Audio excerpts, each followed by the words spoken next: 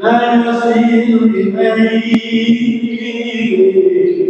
والذي تزيلها حاسب النجاة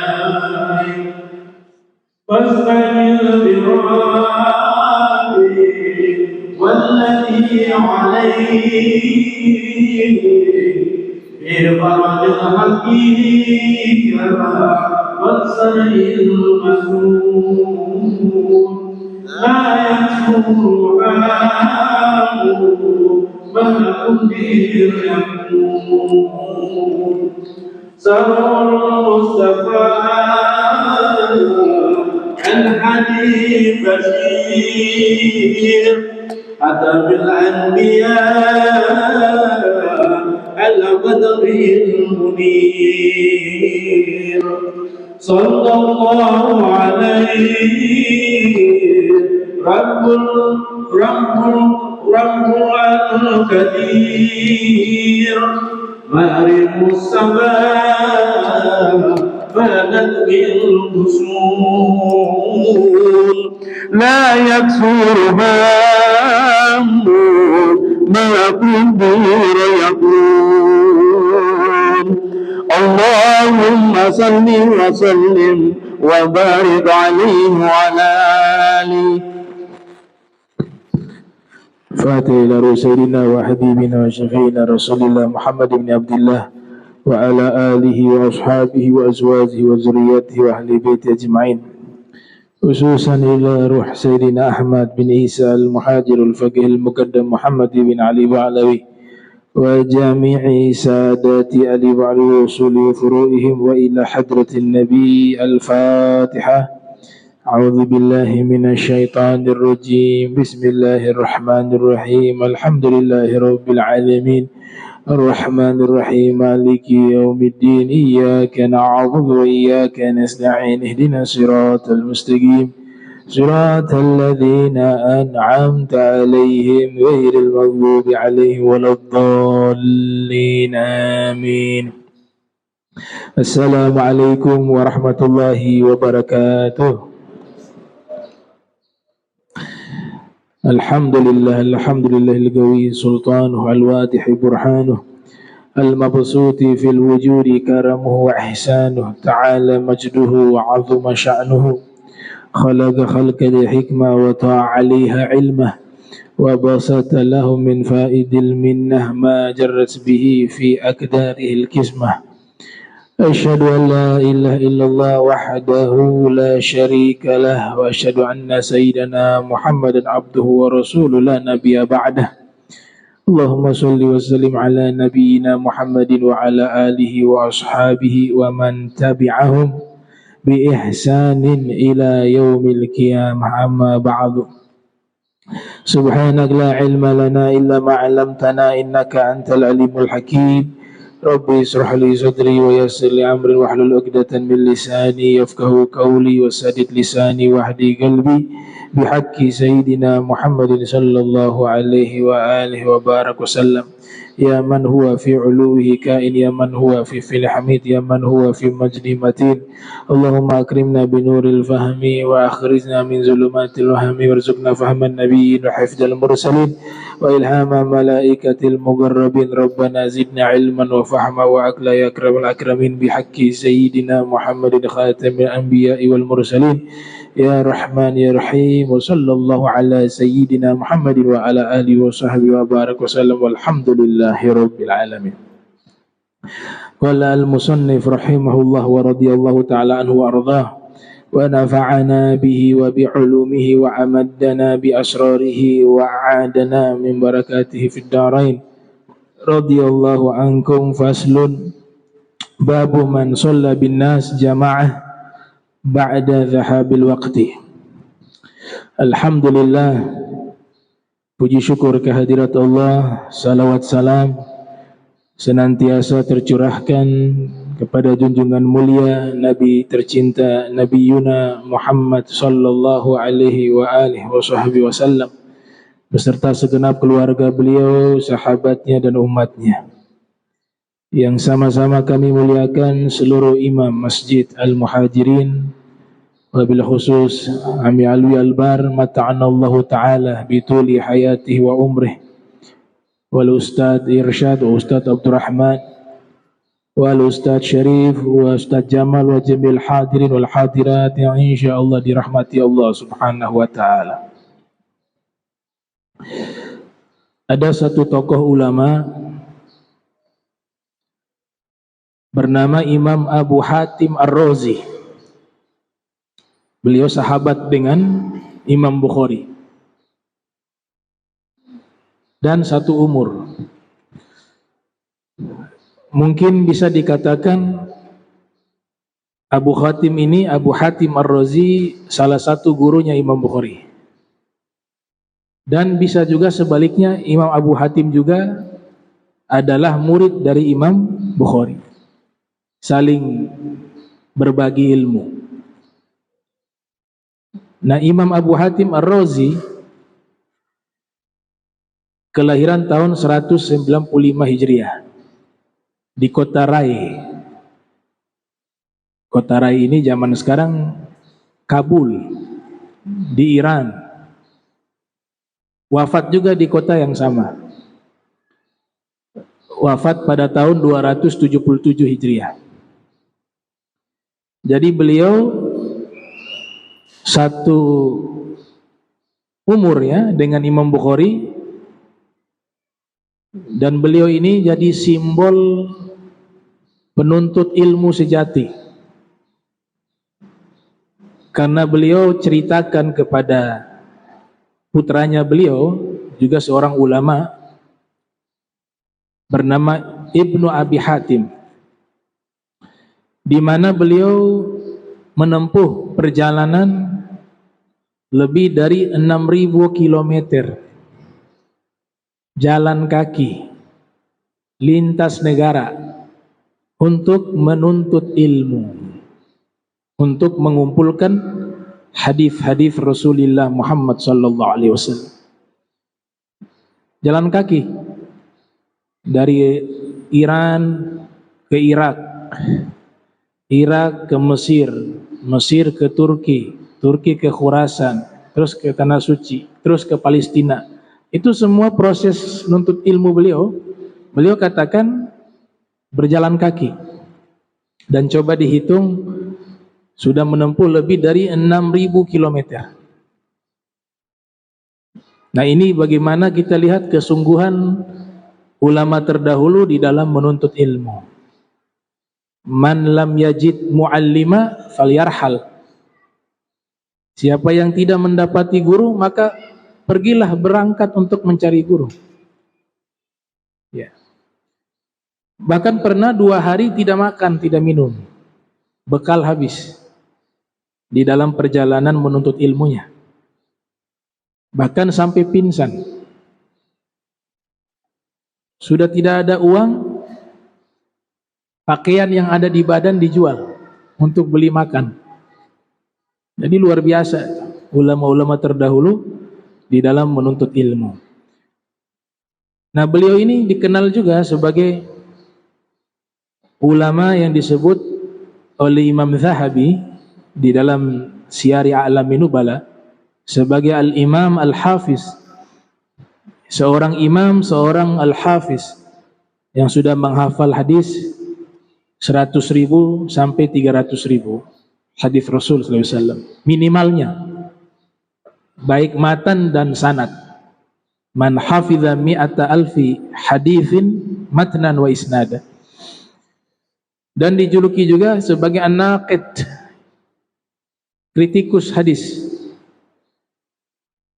Dan beliau dijuluki Syekhul Muhaddithin, guru besar ulama-ulama ahli hadis. Nama yang terkenal ya. Di antara murid-murid beliau Abu Daud, itu adalah murid beliau. Imam An-Nasai, Ibnu Abi Dunya, bahkan Imam Bukhari juga masuk kepada tabaqat sebagai murid dan juga sebagai guru. Ibnu Abi Hatim, Abu Zur'ah Ar-Razi, dan masih banyak daripada guru-guru murid-murid beliau dan guru-guru beliau juga sangat banyak dari golongan tabi'ut tabi'in. Beliau ketika sibuk dengan menuntut ilmu, mencatat hadis-hadis Nabi, itu diceritakan waktu makan adik perempuan beliau suapkan makanan ke mulutnya, dan beliau masih sibuk mencatat hadis Nabi Muhammad SAW. Untuk makan saja waktunya tidak cukup. Bahkan lagi jalan diperintahkan murid sambil membaca kitab-kitab, membaca hadis Nabi. Jadi sepanjang perjalanan yang didengar adalah hadis-hadis Nabi Muhammad sallallahu alaihi wasallam. Bahkan disebutkan bahwa beliau ini, ada yang mengatakan Abu Bakar Ar-Razi atau Abu Hatim Ar-Razi itu mencatat 1 juta hadis Nabi dengan tangannya. 1 juta hadis Rasul ditulis dengan tangannya. Ya, yang bernama Abu Hatim Ar-Razi. Ada satu nasihat beliau khususnya bagi para penuntut ilmu. Ini satu metodologi yang sangat baik untuk mempelajari sesuatu. Imam Al-Mizi mengutip dalam kitab Tahdzibul Kamal, beliau mengatakan, uktub ahsana ma tasma'u wahfaz ahsana ma taktubu wa dzakir bi ahsani ma tahfazu. Yang artinya, tulislah sesuatu yang paling bagus yang kau dengar. Jadi yang kita dengar ada nasihat yang baik, ada faedah yang sangat bermanfaat, tulis. Kemudian ketika sudah menulis faedah yang paling bagus itu, wahfaz, hafallah ahsana ma taktubu, sesuatu yang paling bagus yang kau tulis. Kemudian wadzakir bi ahsani ma tahfazu. Apa namanya zakir? Diskusikanlah faedah yang paling bagus yang kamu hafal. Itu cara belajarnya Abu Hatim Ar-Razi. Maka bisa dapat 4 cara di situ. Menulis, membaca, karena ketika menghafal harus baca. Menulis, membaca, menghafal, ya kan? Kemudian yang satu ditambahkan, mengamalkan. Menulis,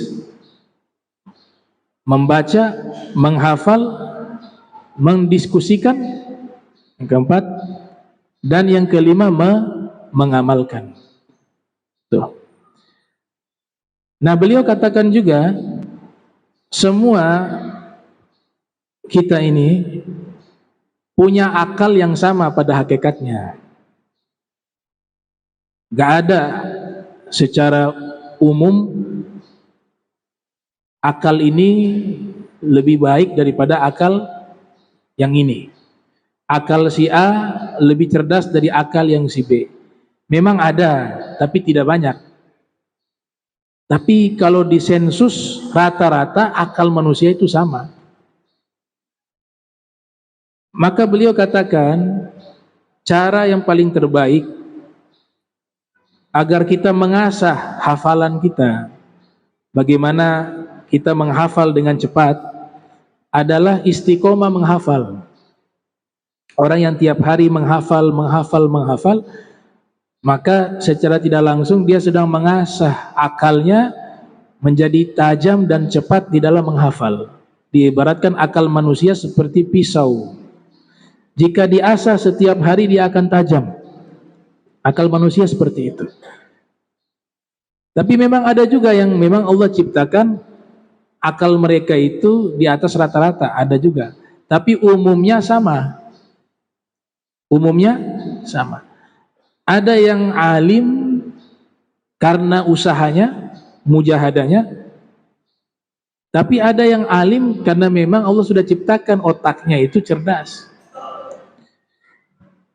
Namun yang paling banyak adalah akal kita semuanya sama. Gak ada yang bodoh. Semuanya itu yang membuat orang ini lebih pintar, lebih alim, karena dia sungguh-sungguh di dalam belajar. Dia sungguh-sungguh mengasah akalnya.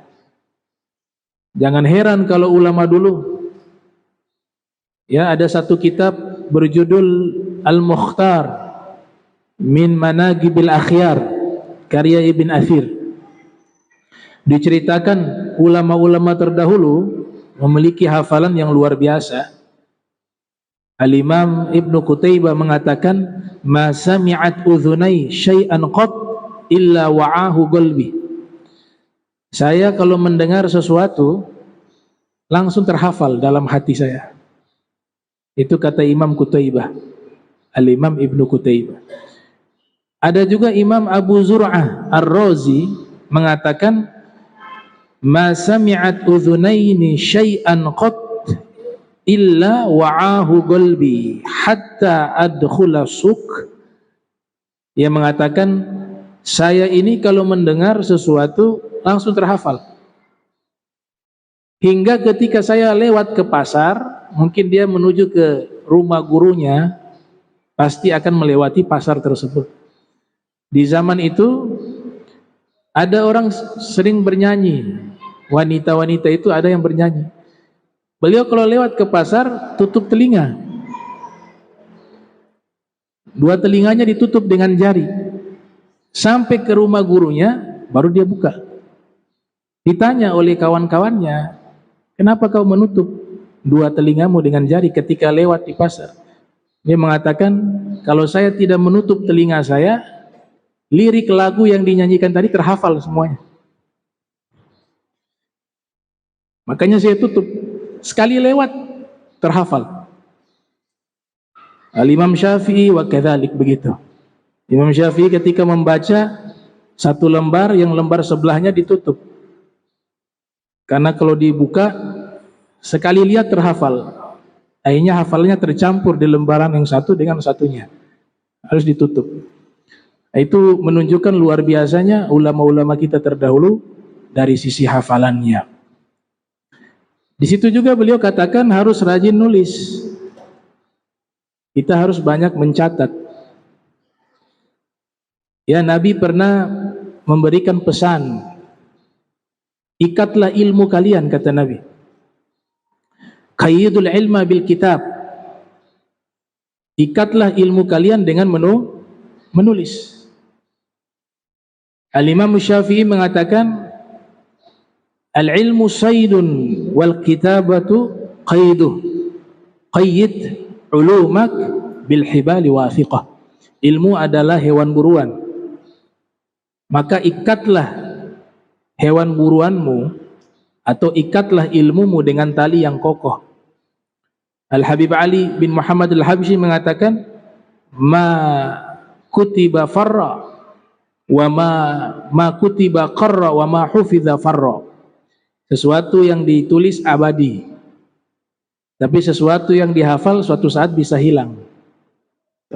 Ini pesan dari para ulama bahwa kita harus banyak menulis, ya. Saking pentingnya menulis, ada surat dalam Al-Quran disimbolkan dengan pena, surat Al-Qalam. Kemudian ayatnya menginformasikan dengan menulis. Nun wama wal qalami wama yasturun, ya, wama yasturun, apa-apa yang mereka tulis. Perintah membaca juga, iqra bismi rabbikal ladzi khalaq. Nah, jadi tulis segala sesuatu yang berfaedah, yang bermanfaat. Kemudian juga ini ilmu punya mas'uliyah, punya tanggung jawab. Semua yang kita sampaikan itu bisa jadi bumerang. Kalau kita hanya sekedar menyampaikan, sedangkan kita sendiri tidak berusaha mengamalkan, itu bisa jadi bumerang bagi kita. Dan ilmu ini karena tanggung jawab, kalau di zaman dulu diuji. Zaman sekarang kan gampang, orang bilang ini ahli fikih, di zaman sekarang nih. Ini ahli tafsir di zaman sekarang. Ya, saya termasuk orang yang tidak sepakat menyanjung seseorang kemudian menyamakan orang itu dengan Nabi Muhammad. Itu tidak bisa. Wajahnya dia seperti Nabi Muhammad, gak bisa. Imam Busiri mengatakan Rasulullah tidak ada tandingannya. Kalau tidak ada tandingannya, berarti tidak boleh disamakan dengan sesuatu. Memang saya tahu ada hadis yang Nabi memuji sahabat-sahabatnya. Ini seperti Nabi Ibrahim, ini seperti amalannya Nabi Yusuf. Tapi hadis ini perlu diteliti lagi. Nggak boleh menyerupakan sesuatu yang tidak ada tandingannya, apalagi Nabi Muhammad SAW. Ya, fahuwa alladhi tamma ma'nahu wa suratuhu summa astafahu habiban bari'un nasami munazza'an syarikin fi mahasinihi fajawharul husni fihi ghairu munqasim. Rasulullah gak bisa ditandingi dengan apapun. Ada kan itu foto Habib Umar, Habib Ali Al-Jufri. Kalau ingin melihat akhlaknya Nabi Muhammad, lihatlah akhlak Habib Umar. Kemudian kalau ingin melihat wajahnya Nabi Muhammad, lihatlah wajah Habib Ali Al-Jufri. Saya yakin ini bukan dari beliau. Saya yakin bukan dari beliau. Kedua orang ini ulama besar, mereka paham bagaimana manzilahnya Rasulullah. Tapi ada yang mengarang-arang.